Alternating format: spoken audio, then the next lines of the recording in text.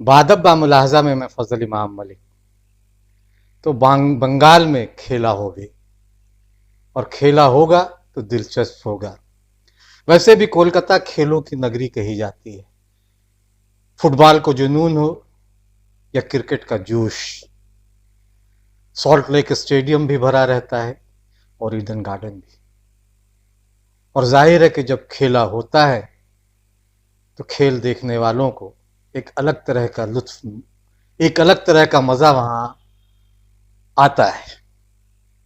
और अपनी अपनी टीमों को लेकर जो जोश, जो जुनून, जो जज्बा है, उसे शब्दों में बयान नहीं किया जा सकता, वो सिर्फ देखने की चीज है। और बंगाल में जो चुनाव है विधानसभा का 27 मार्च को, पहले चरण के लिए वोट डाले जाएंगे, वोटिंग होगी। 8 चरण में वोट डाले जाएंगे, जबकि बिहार में 243 सीटों पे 3 चरण में वोट डाले गए थे। और तमिलनाडु में एक ही चरण में वोट डाले जाएंगे। तो बंगाल में 8 चरणों में क्यों मतदान हो रहा है, इस पे लेकर भी सवाल उठे, लेकिन खेला होगा। नंदीग्राम में ममता बनर्जी ने शंखनाद कर दिया है, और शंखनाद है 70 बनाम 30 का भी। और शंखनाद मंच से जब उन्होंने लोगों को संबोधित किया तो बहुत सारी बातें कही, लेकिन भाजपा के हिंदुत्व के एजेंडे को उन्होंने बोथरा किया। लेकिन इस वक्त जो बड़ी खबर आ रही है कि नंदीग्राम में उन्होंने बुधवार को अपना पर्चा दाखिल किया, नामांकन दिया। उसके बाद एक मंदिर गई और मंदिर के दर्शन के दौरान जब वो लौट रही थी तो उन पर हमला हुआ। ममता बनर्जी घायल हुई और उन्हें फिर आनंद फानंद में कलकत्ता ले जाएंगे। और जो रिपोर्टें आ रही हैं उसके मुताबिक ममता बनर्जी काफी पीड़ा में थी, काफी तकलीफ में थी, उनके पैर में चोट लगी है। और कहा जा रहा है ये भी, और खुद ममता बनर्जी भी आरोप लगा रही हैं कि 4 या 5 लोगों ने उन पर हमला किया, पीछे से धक्का दिया, उन पर गाड़ी चढ़ाने की कोशिश की गई। जाहिर है कि बंगाल में खेला चल रहा है, खेला हो रही। अभी तो इब्तदाई इश्क है, रोता है क्या और आगे आगे देखिए होता है क्या। हम बंगाल में इस खेला होवे पे बात करेंगे, लेकिन इससे पहले एक गुजारिश, एक निवेदन है कि अगर अभी तक आपने बादब्बा मुलाहजा को सब्सक्राइब नहीं किया है तो इसे सब्सक्राइब करें, लाइक करें और ज़्यादा से ज़्यादा शेयर करें, ताकि हम आपकी ताकत बने और आप हमारी ताकत बने। साथ ही साथ जन सरोकारों की पत्रकारिता को बनाए रखने के लिए, उसकी मशाल को जलाए रखने के लिए ज़रूरी है कि बादब्बा मुलाहजा को अपनी क्षमता के मुताबिक आर्थिक सहयोग भी करें, ताकि हम पत्रकारिता के उस लॉ को बुझने ना दें।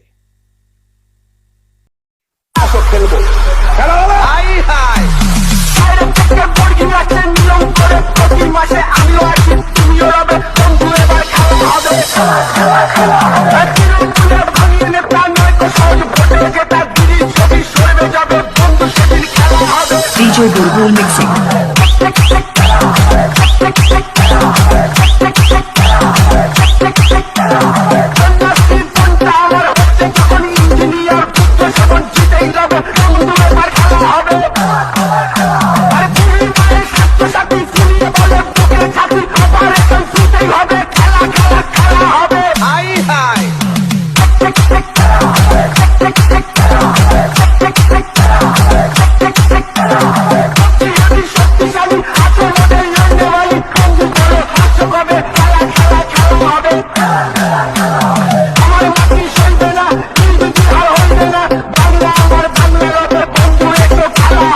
DJ Bulbul Mixing.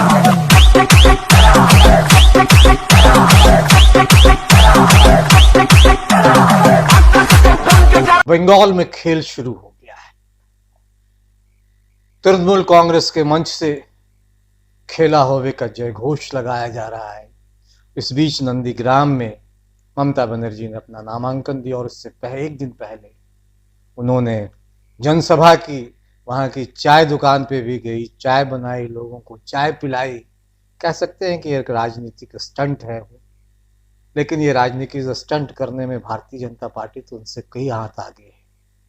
और ये पहली बार नहीं है कि ममता बनर्जी ने चाय बनाई हो, इससे पहले भी वो एक बार इसी तरह का चाय बना के लोगों को पिला चुकी हैं। इसकी तस्वीरें भी हम लोगों ने देखा है, लेकिन वो अभी वो कथा कहानी अभी ज़रूरी नहीं है, क्योंकि बंगाल में खेला हो शुरू हो गया है। जिस दिन ब्रिगेड मैदान पे, ब्रिगेड परेड ग्राउंड में प्रधानमंत्री नरेंद्र मोदी की रैली थी, उसी दिन सिल्लीगुड़ी में ममता बनर्जी ने जन सरोकारों को लेके, लोगों के मुद्दों को लेकर रैली निकाली। पेट्रोल, डीजल और गैस की कीमतों में इजाफे को लेकर उन्होंने पैदल मार्च की और फिर जनसभा की। वो अद्भुत था। प्रधानमंत्री नरेंद्र मोदी की रैली तो बहुत खुशखुशी रही। उसकी तस्वीरें साझा जरूर की भारतीय जनता पार्टी ने, लेकिन तस्वीरें जो दी वो लेफ्ट फ्रंट की 2018 की रैली की दी। इसमें से कईयों ने फिर बाद में वो ट्वीट अपना डिलीट किया। इससे समझा जा सकता है कि भारतीय जनता पार्टी किस तरह से बैंकक्रप्ट हो गई है भीड़ के मामले को लेकर। तो सिल्लीगुड़ी में उन्होंने पदयात्रा की, गैस को और पेट्रोल, रसोई गैस, पेट्रोल और डीजल की कीमतों को लेकर, और फिर बाद में कलकत्ता में भी करीब 2.5 किलोमीटर की इन्हीं मुद्दों को लेकर कल कोलकाता में भी उन्होंने रैली की। और उसके बाद फिर मंगल को उन्होंने नंदीग्राम में जय घोष बोला और शंखनाद किया, और 70 बनाम 30 का जो नारा भारतीय जनता पार्टी उछाल रही है उसके खिलाफ हल्ला बोला। दरअसल ये 70 और 30 का खेल समझा जा सकता है।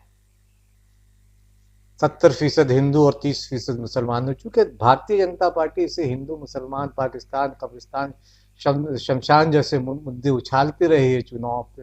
अभी तो जैसे जैसे चुनाव का तापमान बढ़ेगा, बहुत सारी बातें भारतीय जनता पार्टी की तरफ से सुनाई देंगी। 70-30 के मामले को, जिस हिंदुत्व के घोड़े पर सवार भारतीय जनता पार्टी ममता बंगाल को फतह करना चाह रही है, उसके नेता जिस तरह का जय घोष कर रहे हैं, लोगों को में ध्रुवीकरण की कोशिश कर रहे हैं, वो ध्रुवीकरण दिखाई नहीं दे रही है। और हिंदुत्व की आक्रात्मकता की अनिवार्यता पर जोर देने वाले खुद बिना किताब खोले कितना संस्कृत पाठ कर पाते हैं, ये अब देखने वाली बात होगी। और भारतीय जनता पार्टी के लिए एक बड़ी चुनौती होगी, और इसे चुनौती मानना भी चाहिए, क्योंकि गलत संस्कृति का गलत पाठ हम तमाम लोग विभिन्न प्रार्थना सभाओं में सुनते देखते आए हैं। बहुत दिन नहीं हुए, एक ही कोलकाता में, हावड़ा में, जिसमें केंद्र की मंत्री स्मृति ईरानी भी मौजूद थी, जनगण मन को गलत पढ़ा गया। हमने इस पे बात भी की थी बादअब्बा मुलाहजा में, लेकिन मंगलवार में नंदीग्राम में एक बड़ी लकीर खींच दी ममता बनर्जी ने। मतदाताओं को ममता बनर्जी ने खुद को खाटी हिंदू बताया। इसके अलावा मुसलमान, सिख और ईसाई को अपना बताया। उन्होंने कहा कि घर में वे पूजा पाठ करती हैं, यही बेहतर है कि पूजा पाठ घरों में किया जाए। लेकिन अपनी भाग दौड़, थकान और काम की ज्यादती के बावजूद उन्होंने आम सभा में मंच से बिना कोई कागज देखे या टेलीप्रॉम्प्टर जिसको कहते हैं, जो अधिकांश आजकल प्रधानमंत्री नरेंद्र मोदी खूब उसे देख के अपना भाषण देते हैं, मशीन लगाए, चंडी पाठ किया और शिव स्तुति की। उन्होंने सरस्वती को भी याद किया। उन्होंने नंदीग्राम के जनता से, अवाम से चुनाव लड़ने की इजाजत मांगी। ये सच है कि भारत में वामपंथियों का बंगाल, त्रिपुरा और केरल में राज रहा। उन्होंने किसी धर्म की आलोचना कभी नहीं की। निजी तौर पर बहुत सारे वामपंथी नेताओं को मैं जानता हूं, जो कोलकाता में रहना हुआ है, वे पूजा पाठ करते हैं। दुर्गा पंडालों में भी कईयों को जाते देखा, कईयों को शीश नवाते देखा, लेकिन उन वामपंथियों ने कभी किसी धर्म का बढ़ावा नहीं दिया, उन्होंने आडंबर नहीं किया। उन्होंने शिक्षा, स्वास्थ्य और दूसरे जन सरोकारों को मुद्दों पर ज्यादा जोर दिया। उन्होंने जनता को भी आजादी दी कि वह अपना धर्म अपने घरों में मनाए और जिंदगी को बहुत शांत तरीके से, शांति के साथ जिए। हालांकि बंगाल में सारी पूजा सार्वजनिक तौर पर होती रही है, प्रशासन उसकी कड़ी नजर भी रखता है।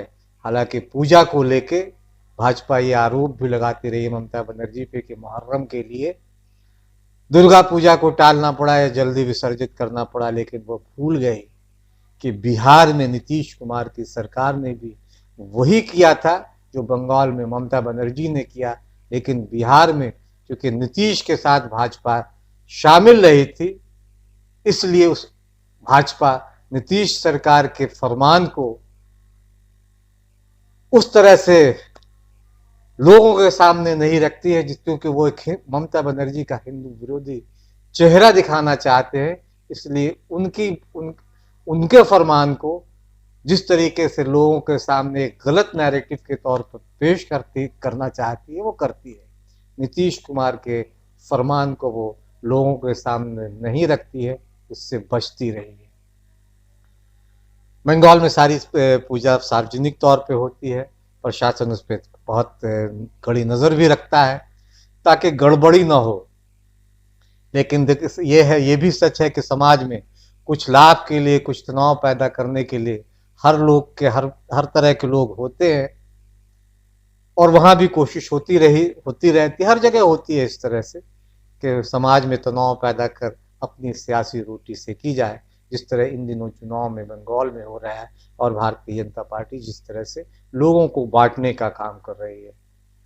ममता बंगाल की बेटी हैं, हालांकि उनके कभी साथी रहे शुभेंदु अधिकारी, उन्हें स्थानीयता बनाम बाहरी का मुद्दा उछाल रहे हैं, लेकिन ऐसा करते हुए भूल जा रहे हैं कि भारतीय जनता पार्टी पर भी यही आरोप लग रहे हैं। ममता पर भ्रष्टाचार का आरोप नहीं है, वे जीतेंगी क्योंकि वो सच की बात करती हैं। उनके परिवार को जनता चाहेगी तो जीत नहीं मिलेगी। बहरहाल ये खेल लोकतंत्र का है, आगे आगे देखिए होता क्या। शुभेंदु का वो कोरस सुनिए और लोगों का जुनून देखिए कि खेला होवे खेला होवे खेला होवे। हमको भी इंतजार है, वादब्बा मुलाहजा को भी इंतजार है। बंगाल में तो अभी शुरू हुआ है, डुगडुगी बजी है चुनाव की, अभी तो बहुत कुछ होना बाकी है। खेला होवे देखते रहें कैसे कैसे रंग राजनीति के बंगाल में दिखाई देते हैं, और खेला जब होगा तो सत्ता किसके हाथ में होगी ये देखना अब दिलचस्प होगा। लेकिन फिलहाल आज जब हम वादब्बा मुलाहजा की ये कड़ी यहाँ रिकॉर्ड कर रहे हैं तो ममता बनर्जी जीतती हुई दिखाई दे रही है।